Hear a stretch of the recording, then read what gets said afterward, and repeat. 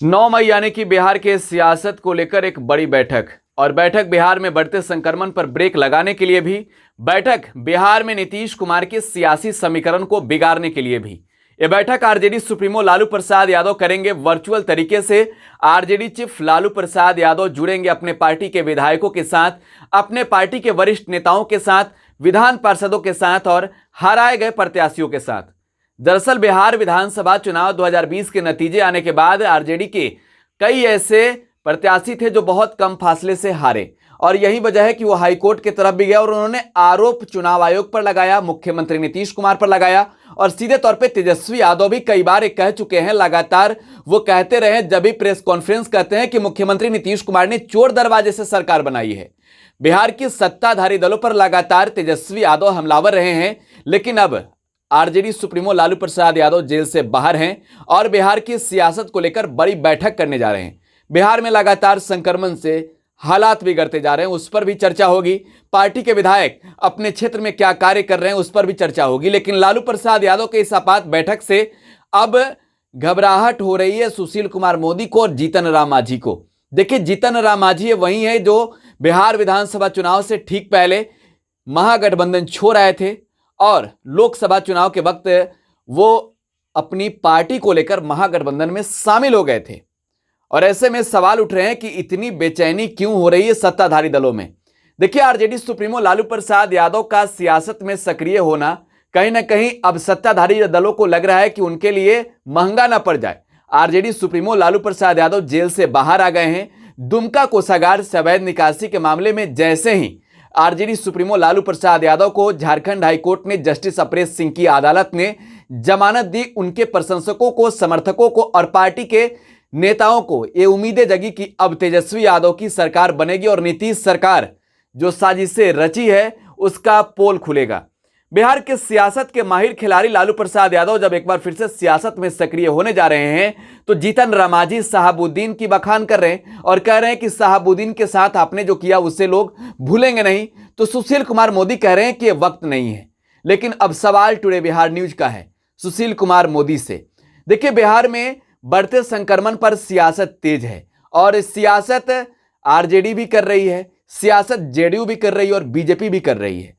JDU सफाई दे रही है, बीजेपी आरोप लगा रही है और महागठबंधन के यानी कि विपक्ष की पार्टियां तो लगातार नीतीश सरकार पर हमला बोल ही रही है। बिहार में जिस तरीके से संक्रमण से हालात बिगड़े हैं, अस्पतालों में ना बेड है, ना ऑक्सीजन सिलेंडर है, ना वेंटिलेटर है। ऐसे में सवाल बिहार के आम नागरिकों के तरफ से, और ये सवाल हम पूछ रहे हैं आपसे सत्ताधारी दलों के नेताओं से कि बिहार के इस हालात के जिम्मेवार कौन है? बिहार के हालात के इस जिम्मेवार क्या बिहार की डगमगाती सत्ताधारी दल है? क्योंकि बिहार विधानसभा चुनाव में बहुत कम आंकड़ों वाली जनता दल यूनाइटेड बिहार की सबसे बड़ी पार्टी इसलिए बन गई कि नीतीश कुमार मुख्यमंत्री बन गए। महज 44 सीट ही जेडीयू के खाते में थी और सत्ताधारी दल की सबसे बड़ी पार्टी बनी भारतीय जनता पार्टी, लेकिन बिहार की सत्ता पर काबिज नहीं हो सकी मुख्यमंत्री के रूप में। दो उप मुख्यमंत्री बने, लेकिन अब बिहार में ऐसे हालात हैं तो सवाल पूछे जाएंगे।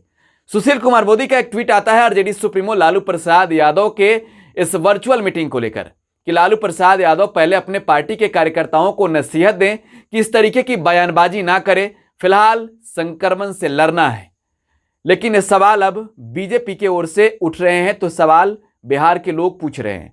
देखिए, लगातार हम तस्वीरों के माध्यम से, खबरों के माध्यम से आप तक एक एक समाचार पहुंचाते हैं, दिखाते हैं और ऐसे में हम सवाल सिस्टम से भी करते हैं। और आज सवाल सुशील कुमार मोदी से होगा। बिहार की सत्ता में रहते सुशील कुमार मोदी, आपने बिहार की जनता के लिए क्या किया? बिहार जब भी आपदा की घड़ी में रही है तब आप खुद को बचाने में जुटे रहते हैं। अगर आपको यकीन ना हो तो एक तस्वीर हम आपको दिखा रहे हैं। देखिए, तस्वीर उस वक्त की है जब पूरा पटना डूब रहा था, तब सुशील कुमार मोदी अपने गार्ड को छोड़कर, अपने ऑफिस के कर्मियों को छोड़कर जो उनके आवास पर रहते थे, उन्होंने खुद की जान बचाई, हाफ पैंट पहनकर निकल गए। वो तस्वीरें आपको दिखा रहे हैं। लेकिन सुशील कुमार मोदी जब सियासत की बातें कर रहे हैं तो संजय जायसवाल का फेसबुक पोस्ट पढ़िए मोदी जी। संजय जायसवाल लॉकडाउन पर सवाल उठा रहे हैं, नाइट कर्फ्यू पर सवाल उठा रहे हैं। जेडीयू कह रही है कि ये वक्त नहीं है फिलहाल सियासी बयानबाजी का।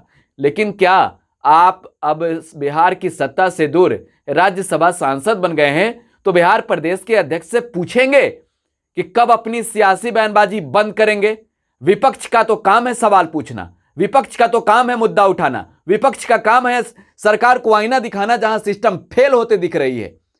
क्या आप अपने सत्ताधारी दलों के नेताओं से पूछेंगे? क्या पूछेंगे आप सम्राट चौधरी से, जो नीतीश कैबिनेट में मंत्री हैं, जिन्होंने कहा था उपेंद्र कुशवाहा को लेकर कि नए नए मुसलमान हैं?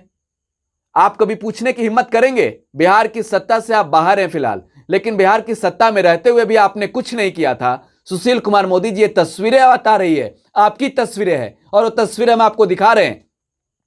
और ये तस्वीरें दिखाना इसलिए जरूरी है कि आप दिल्ली में बैठे ट्वीट करते हैं कि बिहार की सियासत को इससे क्या होना चाहिए। देखिए, आरजेडी कह रही है कि हम चर्चा लॉकडाउन को लेकर करने जा रहे हैं, बढ़ते संक्रमण पर करने जा रहे हैं, और चर्चा जब हो रही है तो सियासत की भी होगी।